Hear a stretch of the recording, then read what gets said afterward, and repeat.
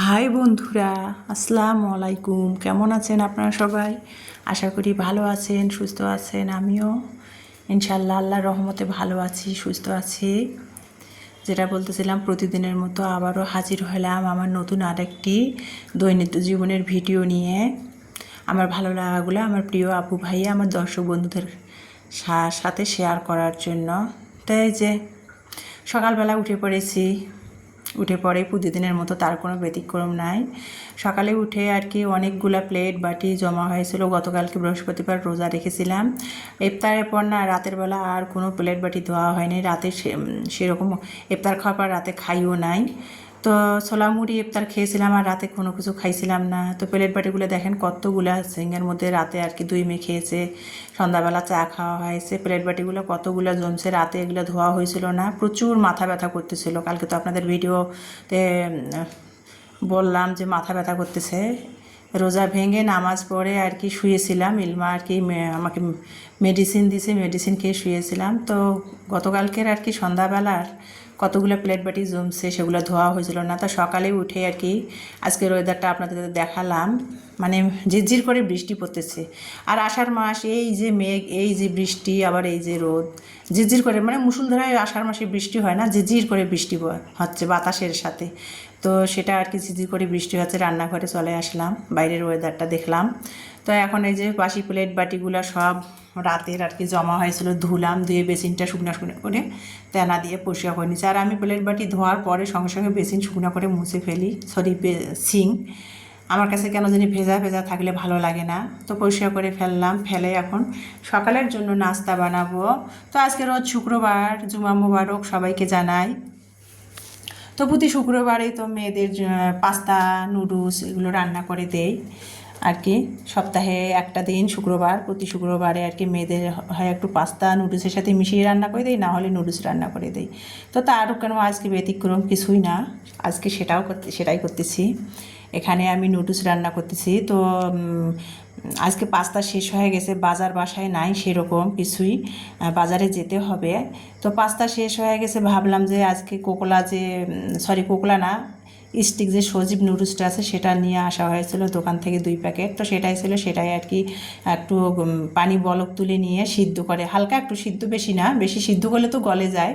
হালকা একটু জাস্ট গরম পানিতে দিয়ে নুডলসটা পানি ঝরে নিলাম, নিয়ে আর কি একটা আলু কুচাই দিলাম, কাঁচামরিচ পেঁয়াজ দিয়ে আর কি নুডলসটা রান্না করে নিলাম। আর টমেটো কেচাপ নাই, সয়া সস দিয়েছি, দিয়ে নুডলসটা রান্না করে নিলাম। একটা ডিম ভেঙে দিয়ে এগ নুডলস রান্না করে নিয়ে সকালে সাথে একটু দুধ চাও বানিয়ে নিয়েছি।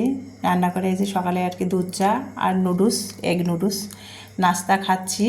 আর নুডলসটা অনেক হলুদ লাগতেছে, নুডলসটাই হলুদ আর কি। নুডলসের মধ্যে আর কি আমি শুধু কাঁচা মরিচ দিয়েছি আর একটুখানি শুকনো মরিচ দিয়ে গুঁড়া দিয়েছিলাম ঝালের জন্য। নুডলসটা কীরকম হলুদ লাগতেছে, নুডলসটা সজীব নুডলস, তো নুডলসটা খুবই হলুদ হলুদ দেওয়া আর কি। তো যাই হোক, নুডলস খাচ্ছি সকালে, সাথে একটু দুধ চা নিয়েছি। আর সেটাই আমার প্রিয় আপু ভাইদের সাথে শেয়ার করতেছি। তাই যে সকালের নাস্তাটা খেয়ে নিলাম। তারপরে কিন্তু অফ ক্যামেরাতে আমিও অনেক কাজ করেছি বাসায়, করে তারপরে আমার প্রিয় আপু ভাইদের পরিবারে 2-1 জনের পরিবারে যে কমেন্টে রিপ্লাই দিয়েছি, দিয়ে তারপরে এখন বাজে 11টা। মানে সকাল থেকে আমার আপু ভাইদের পরিবারে যে কমেন্টে রিপ্লাইগুলো দিচ্ছিলাম। তো 11টা বাজে, ভাবলাম যে 12:30টার মধ্যে তো জুমার আজান দেয় শুক্রবার যেহেতু। তো নিচে নামলাম বাসা থেকে, পাড়ার দোকানে চলে আসলাম।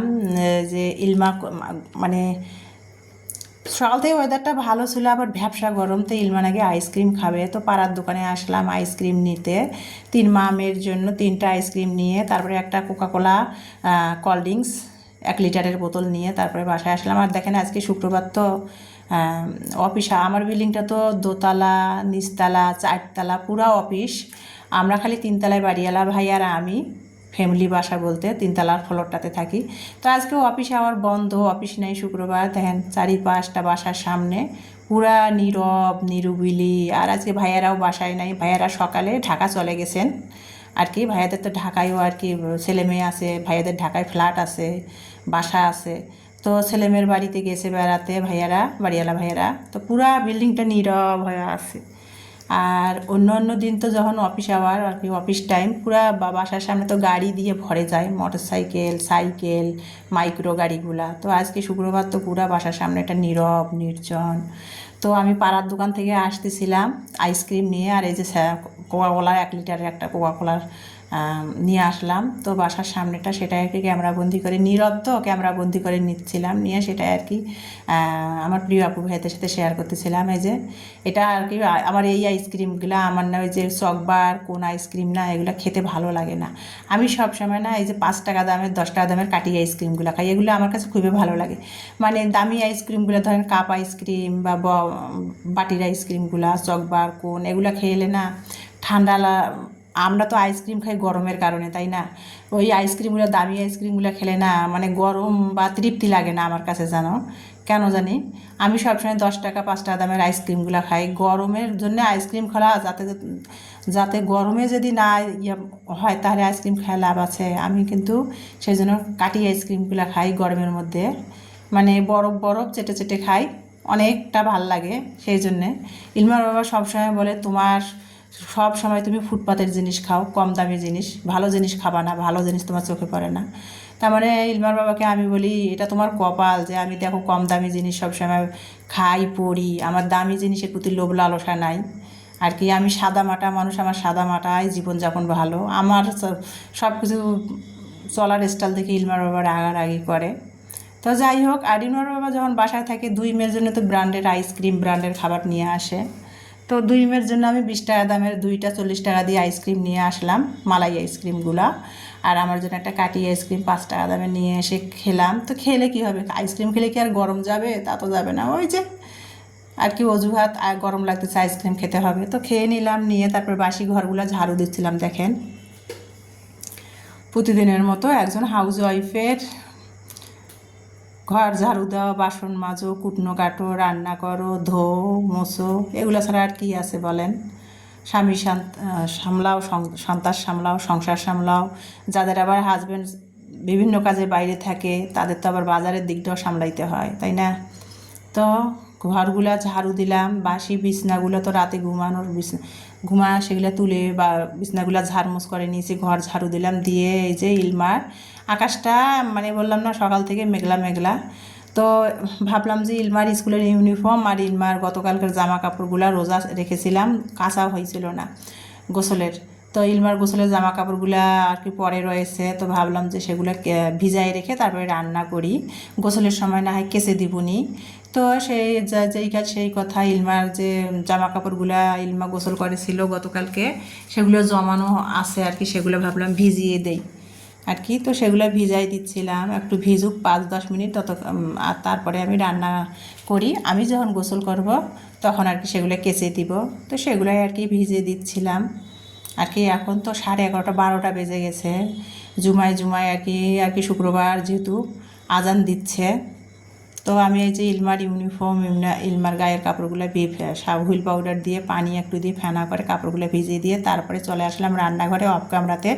ফ্রিজ থেকে কোরবানির মাংস বের করে বরফ ছাড়িয়ে ধুয়ে তারপরে চলে আসলাম আপনাদের মাঝে। এই যে কোরবানির মাংস রান্না করব, এখানে পেঁয়াজ দিয়েছি, দেশি পেঁয়াজ 4-5টা, তারপরে আদা রসুন বাটা, আস্ত 2-3টা শুকনো মরিচ, হলুদ, মরিচের গুঁড়া, লবণ, গরম মশলার গুঁড়া, আস্ত গরম মশলা, মানে রেগুলার যে মশলাগুলো মাংসের মধ্যে দেয় সেগুলাই দিয়ে দিয়েছি।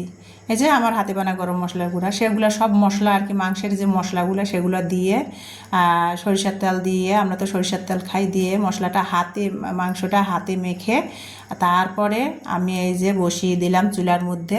আমি কিন্তু মাংসটা হাতে মেখে কিন্তু 5 মিনিট রেখে দিয়েছিলাম, তারপরে চুলার মধ্যে এই যে বসিয়ে দিলাম ঢাকনা দিয়ে। মাংসটা যখন বলক এসে গেছে তারপরে আমি এই যে কষাচ্ছি, মাংসের কাঁচা পানিটা বের হয়েছে না, এখন আমি কষাচ্ছি মাংসটা। তাই যে এই যে দেখতে পাচ্ছেন মাংসটা কিন্তু আমি 8-9 মিনিট ধরে কষিয়েছি ঢাকনা দিয়ে দিয়ে। দেখেন মাংস কষালে কিন্তু, তরকারি কষালে দেখলে বোঝা যায় এই যে সিদ্ধ প্রায় হয়ে আসছে, গাঢ় গাঢ় হয়েছে তরকারি দেখেন। আর অপর সাইডে আমি একটু বেগুনও ভাজি নিচ্ছি আর কি। আমার মেয়েরা মাংস না খেতেই চায় না, তো ভাবলাম আজকে শুক্রবার ফ্রিজেও জায়গা হয় না, তো একটু আধটু বের করে খাই, মেয়েদের বললাম, তো ইমানি বলতেছে যে হ্যাঁ বের করো, রান্না করো, আর কি করবা, বাজারও বাসায় সেরকম নাই। তো এই জন্য আর কি গরুর মাংস কোরবানির 1 প্যাকেট বের করলাম, কইরা রান্না করতেছি। অপর সাইডে আমি বেগুন একটু গোল গোল করি বেগুনের বড়া ভেজে নিলাম। বেগুনের বড়াটা আর কি হলুদ, লবণ, মরিচের গুঁড়া দিয়ে মেখে তারপরে ভেজে নিলাম। এটা তো আমার আপুরা সবাই জানে না, আমার আপুরা অনেক সুন্দর সুন্দর রান্না করেন, যেটা আমি পারি না। আমার প্রতিদিন খাইতে হয়, স্বামী সন্তান নিয়ে চলতে হয়, সেটাই আর কি। আমি তো আর অত পাকা রাঁধুনি না, ডাল ভাত কোনো রকম রান্না করে খেতে পারি আর কি। তো সেটাই রান্না করলাম, বেগুন ভাজি, কোরবানির মাংস ভুনা। আর এখানে পোলাওটা কিভাবে রান্না করলাম সেটা তো একবারে সিম্পলভাবে পোলাওটা রান্না করছি, কোনো ঘি দেই নাই বা বেশি তেলও দেয়নি, হালকা মশলা দিয়েছি। তো গরম একটু ভাবলাম যে মাংস রান্না করি ভুনা, আর সাথে একটু পোলাও করে দেই। আর পোলাওয়ের চাল না না খেলে বেশি দিন থাকলে না, রোজার ঈদে আনা হয়, আর বাড়িওয়ালা ভাইরাও তো রোজার সময় দিয়েছিল, পোকা ধরে যায়। তো একটু আর কি 500 গ্রাম চালও রান্না করে নিলাম, পোলাওয়ের চাল 2 মেয়েদের জন্য। গরুর মাংস, এই যে কোরবানির মাংস ভুনা, শসা, লেবু, বেগুন ভাজি, আর এই যে একটু পোলাও আর কি 2 মেয়ের জন্য করেছি। আমি একটু খাচ্ছি, আর রাতের বেলা আমি ভাত খাবো। আমি পোলাও আমার এগুলো পছন্দ না। তো যাই হোক, নর্মালভাবে আর কি কোরবানির মাংসটাও রান্না করেছি, বেগুন ভাজি, আর সিম্পলভাবে একেবারে পোলাওটাও রান্না করেছি ভাতের মতো। তো ফ্রিজের মধ্যে ফ্রোজেন করা মটরশুঁটি ছিল, ইমানি বলছে আমার মটরশুঁটিগুলো খাওয়া হয় না, না খাইলে তো ফ্রিজ খালি হবে না, তো মটরশুঁটি একটু দিয়ে দিয়েছিলাম। তাই এই যে দুপুরের খাবারটা খাচ্ছি, সব কাজ করে ফ্রেশ হয়ে এসে খেতে খেতে এখন বাজে 3টা, দুপুর 3টা বেজে গেছে। মানে গা গোসল ধুয়ে ও কিন্তু জুমার নামাজ মানে শুক্রবারের নামাজ আদায় করছে, আমি কিন্তু কিছুই করি নাই। এই যে মেয়েদেরকে নিয়ে ফ্রেশ হয়ে এসে খেতে বসছি। তো এই যে দেখতে পাচ্ছেন দুপুরে আর কি 3টা বাজে দুপুরের খাবার খাচ্ছি, আর আমার ভালো লাগাটা সেটাই শেয়ার করতেছি। সিম্পলভাবে হালকা মশলা দিয়ে রান্না করলেও না খাবার কিন্তু ভালো হয়, একবারে বেশি মশলা দিলেই যে তরকারি স্বাদ হবে তার কোনো মানে নাই। তো এই যে আমি আমার স্টাইলে রান্না করছি, সেটাই খাচ্ছি, আর আমার প্রিয় আপু ভাইদের সাথে শেয়ার করতেছিলাম। মাংসটা আজকে ঝোলও রাখি নাই, কিছুই দেয়নি, একেবারে ভুনা ভুনা করেছি, তো ভালোই লাগতেছে খেতে। আর বেগুন যেহেতু অ্যালার্জি, খাওয়াই হয় না, তারপরে আজকে ভাবলাম যে খাবো, আর কি বাঁচবো অ্যালার্জি করে। আজকে সাহস করে বেগুন ভাজি করছি। তো তারপরে দুপুরে খাবার হয়েছে, তারপরে আর কোনো কাজ করছিলাম না। এখন 6টা বাজে, ক্যামেরাটা অন করে আবারও চলে আসলাম। ইমানি পড়তে বসছে, ইমানিকে ভাবলাম যে একটু কফি দিয়ে দুধ বানিয়ে দেই, ও তো হরলিক্স দিয়ে দুধ খেতেই চায় না, তো কফি দিয়ে দুধটা বানিয়ে দিলে খায়।